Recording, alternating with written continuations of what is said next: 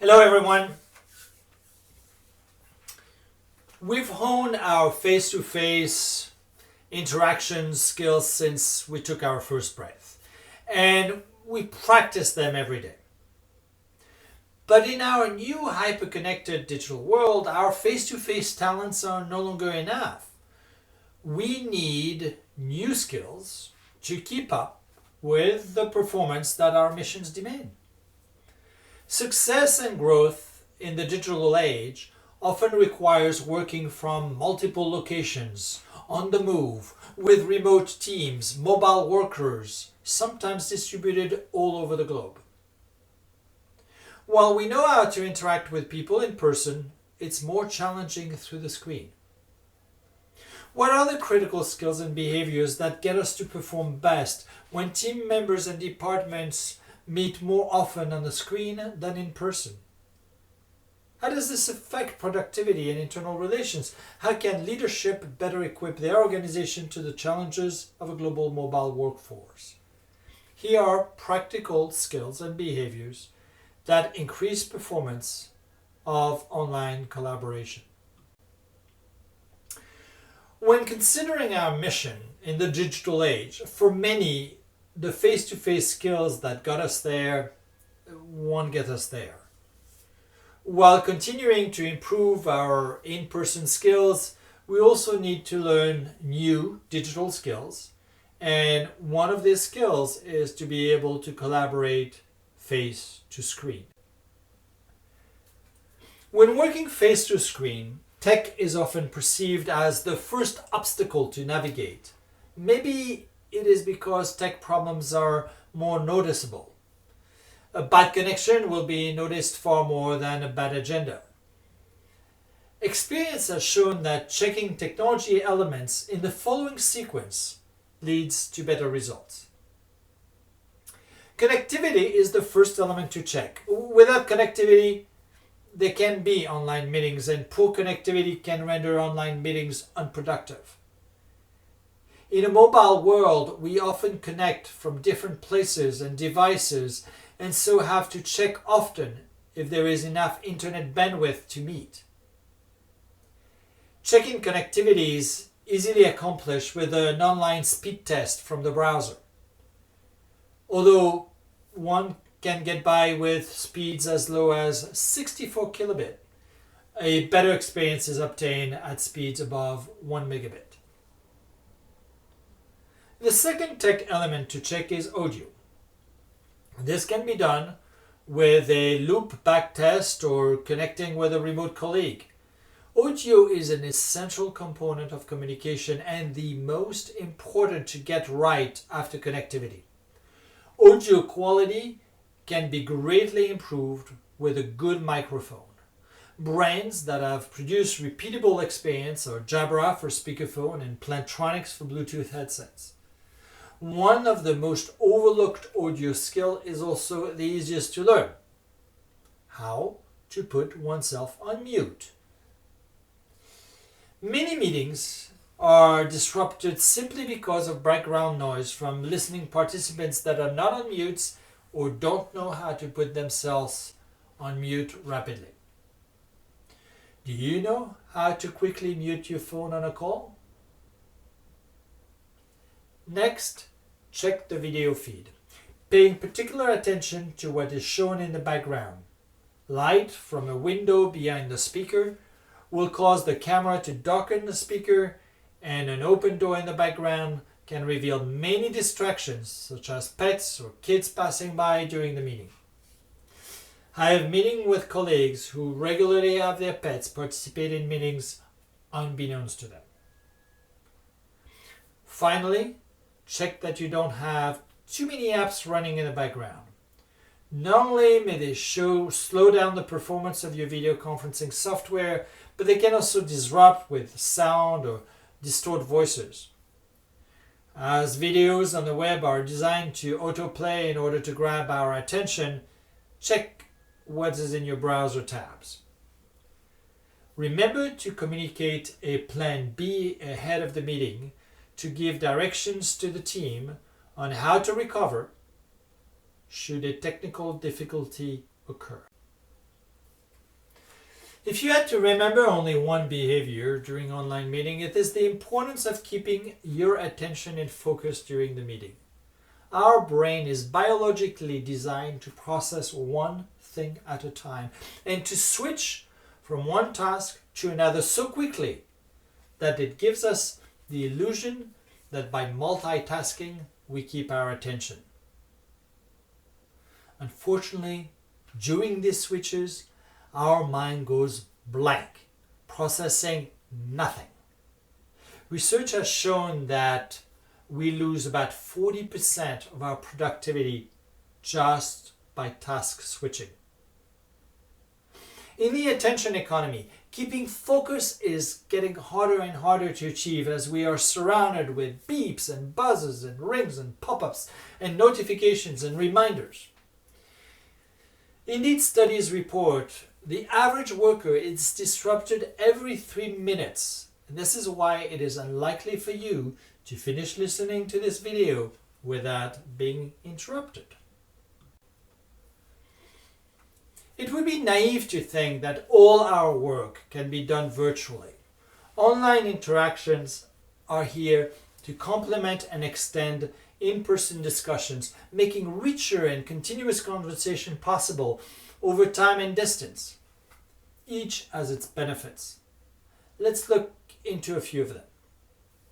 In the case for face-to-face, science informs that it increases rapport and empathy, facilitating the cooperation and enhancing the bonds between the parties. Mirror neurons, which enable us to take other people's perspective and feel what they are feeling, are more likely to fire in the physical presence of others. Compared to virtual, face-to-face communication leads to higher satisfaction and effectiveness amongst participants and decreases the time it takes to get work done. Physical distance has been found to impair team performance, mostly by undermining team cohesiveness and communications. Studies suggest that it is easier for leaders to build and maintain high-performing teams when they have frequent physical contact with their subordinates. Now let's look at the case for face-to-screen. Virtual interactions reduce cost over physical ones. It saves time to attend a virtual meeting versus one requiring travel. Virtual meetings support an agile way of work well suited for a global mobile environment. They facilitate being a global organizations by connecting multiple locations across all time zones and involving entire teams. Digital meetings can be recorded and preserved for later review by staff who could not attend or who are joining later in the project life. Online meetings are environmentally friendly as they use less CO2 and can contribute to enhancing quality of life because they allow people to participate from many locations. This, for example, allows inclusion of rural workers, young mothers, and people with disabilities. Finally, virtual interactions are well aligned with the digital economy. Let's take the case of Able Thrive. It is a modern nonprofit focused on empowering people with disabilities to live normal lives. They operate virtually and globally. Their CEO is in San Francisco, their content manager in Las Vegas, they have a communications manager in the greater New York City area, and full-time employee piloting their local outreach strategy in Singapore. They also have 2 volunteer writers who are based in the US and 1 freelance writer in Singapore. They have never met in person as a group. Here's how Brittany Dejean, their CEO, describes how they work. Not everyone works together all the time, but it is imperative to implement structures that enable communication and efficiency. We use a combination of Asana and Slack. Asana to manage tasks and projects across people, and Slack is where we have our conversations to discuss or brainstorm anything that isn't a specific task. On my side, It requires setting up structures and expectation. Everyone works on their own schedule, but I have two separate weekly meetings. One with the executive team and one with our employee in Singapore. We have our entire year mapped out in a strategic plan, and at the end of each month, we check our progress on the goals of the previous month and make any adjustments on the month ahead, so we will have something we're working toward. We also keep Able Thrive communications to be Able Thrive channels to avoid mixing into personal life. This allows everyone to, quote unquote, go to work, meaning that if they disconnect from our channels, they won't get work communications. It's about boundary settings. Brittany advises that one crucial thing is that the structures need to be in place before the team grows. Even when she was working one-on-one with a content manager, she used online tools to start to build habits. As more people joined, they had a structure that they could be bought into. As this picture shows, the team at Able Thrive has mastered smiling during meetings. Smiling is essential in meetings as it releases oxytocin that facilitates bonds of trust among people. For Able Thrive, this structure was at first only because they had no money to afford renting an office. But today, working virtually goes beyond operational efficiency. It goes to the people they serve. Living in an inaccessible world, working remotely allows them to work with teammates of diverse abilities without concern of commuting or office accessibility. It also allows for schedule flexibility for anyone who has other commitments or where something comes up. As for other skills, they found that working online without having met face-to-face requires building trust. One way to do it is through clear expectations and deliverables that are mutually agreed upon. It avoids the need of micromanaging, and everyone can contribute their part. It requires strong organization to keep things organized. Using a good mix of online tools for communication to storage, and creating consistent ways of organizing information so people know where to find things. Brittany reports that video chat is key. It helps bring a sense of appreciation and community across distances. Well, great. It's funny because in the end, they've learned a lot, and it opens the potential to bring people on anywhere they live. As Able Thrive grows, if they hit critical masses in a city, they'd like to be able to eventually open co-working spaces for other people to meet face-to-face. But for now, being just online works. The pace of the digital world is much faster than that of the physical one.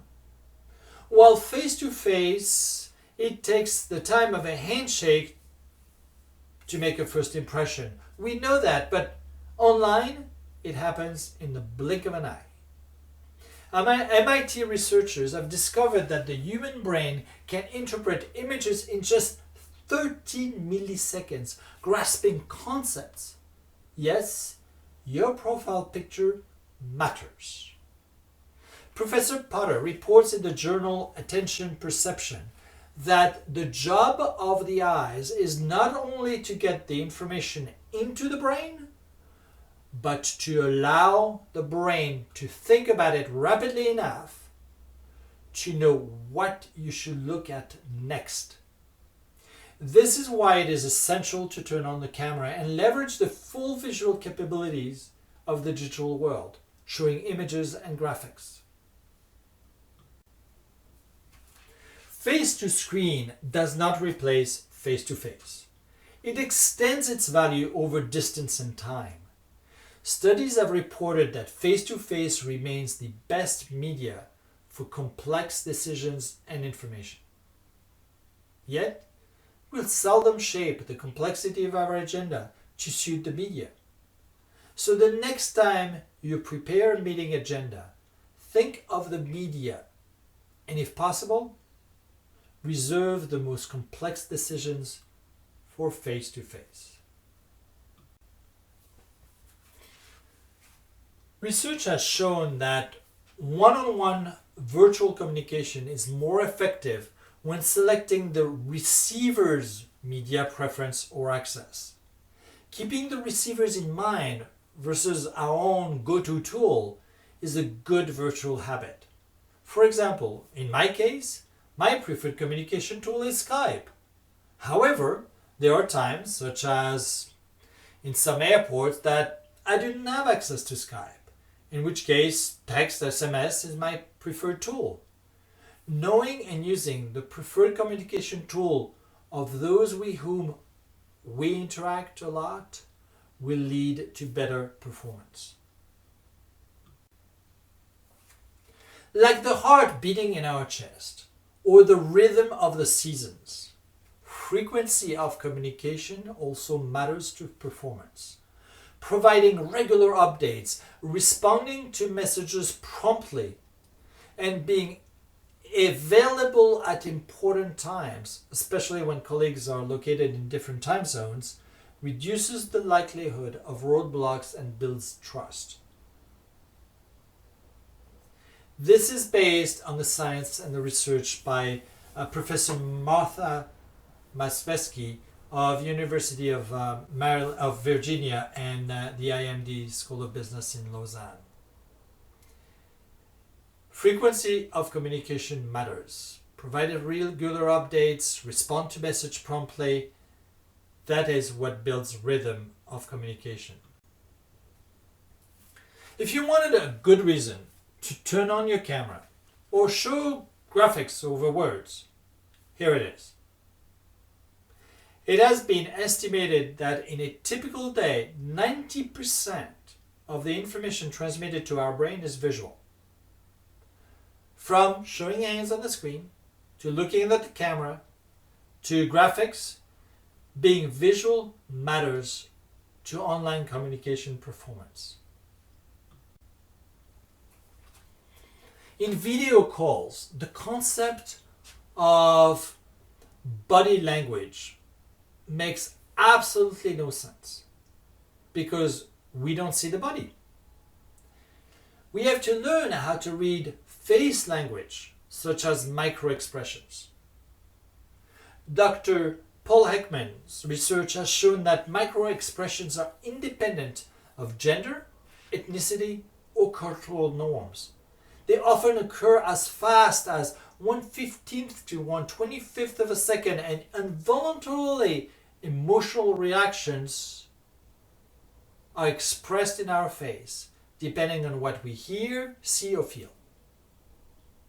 Most of the time, microexpression occurs when someone is trying to conceal what they're feeling, such as when a colleague agrees to a deadline but shows a microexpression of fear, expressing the timeline is unrealistic, or when someone says, "Of course I'll do it," but shows a microexpression of contempt, indicating quality is not part of their plan. You can look online and there's a lot of information about how to spot and learn how to identify microexpressions. Just an aside, for those of you who doodle during meetings, recent research in neuroscience, psychology, and design shows that doodling can help people stay focused, grasp new concepts, and retain information as long as no images are shown while doodling, such as, for example, during a phone conference. Prime time is when you are capable of being at your most productive. We've all heard the saying that some of us are morning people and others are evening people. But do you know your prime time and that of your colleagues? Do you schedule meetings to ensure most people will be able to provide their peak productivity? Ensuring overlap of productive time is particularly important when working across multiple time zones. When overlap is not possible, alternating the burden of very late or very early calls can make a difference to team productivity. Additionally, recording calls for those who can't make it is one benefit of face-to-screen meetings. Likewise, one can use digital content such as pre-recorded presentations that participants can see during their most productive times before the meeting. I hope this map will convince you to share your prime time with your colleagues. This is the result of a survey of more than 135,000 people in the United States. The findings also reveal that all sorts of interesting patterns exist. For example, more women, about 48.4%, than men, 39.7%, said that they were morning people. And people over 60, 63%, were more likely to prefer morning than people under 30, 24%, which fits with previous research that found older people tend to rise earlier. When working globally, we are likely to be challenged by cultural differences. Even if each individual is unique, their cultural contexts can be very, very different. Knowing these ahead of time helps plan for better interactions. Gertz Hofstede offers a free tool to do so. As today, the news articles are all about talks between Russia and the United States interactions. I've chosen these two countries to compare. Here are the dimensions that the tool measures. Power distance. This dimension represents that people in some culture accept a higher degree of inequality distributed power than do people in other cultures. Here in the US, culture ranks low because people seek power equality and demand justification for inequality. In contrast, in Russia, it's high because Russian people accept there's a hierarchical order in which people have their place. Individualism versus collectivism. This represents cultural bias towards the I versus the we. In the US, it ranks high, reflecting a loosely knit social framework in which individuals are expected to take care of only themselves and their immediate families. Russia ranks low due to a tightly knit framework in society in which individuals can expect their relatives or members of a particular in-group to look after them in exchange for unquestioning loyalty. This is the cultural difference between capitalism and communism. Masculinity versus femininity. Masculinity's side of this dimension represents a preference in society for achievement, heroism, assertiveness, and material rewards for success. Society at large is more competitive. Its opposite, femininity, stands for a preference for cooperation, modesty, caring for the weak, and quality of life. Society at large is more consensus-oriented in this model. In the business context, masculinity versus femininity is sometimes also related to as tough versus tender cultures. Here, the difference between the two cultures is not as dramatic between the United States and Russia. The uncertainty avoidance dimension expresses the degree to which the members of a society feel uncomfortable with uncertainty and ambiguity. The fundamental issue here is how a society deals with the fact that the future can never be known. Should we try to control the future or just let it happen? Russia has strong uncertainty avoidance, maintaining rigid codes of belief and behavior, and are intolerant of unorthodox behaviors and ideas. Conversely, The United States maintains a more relaxed attitude in which practice counts more than principles. Every society has to maintain some links with its own past while dealing with the challenges of the present and the future. This is reflected in the long-term orientation versus short-term dimension. Societies prioritize these two existential goals differently. The United States scores low, preferring to maintain time-honored traditions and norm while viewing societal change with suspicion. On the other hand, Russia scores high, taking a more pragmatic approach, encouraging thrift and efforts in modern education as a way to prepare for the future. Indulgence stands from a society that allows relatively free gratification or basic and natural human drives related to enjoying life and having fun. This is an area where the US scores high. Restraint stands for a society that suppresses gratification of needs and regulates it by means of strict social norms. This is why Russia scores low. I hope this example between the United States and Russia helps you prepare better to work more effectively across different cultures. Let's summarize what we learned by using some habit-forming structures to help us make our next meeting more successful.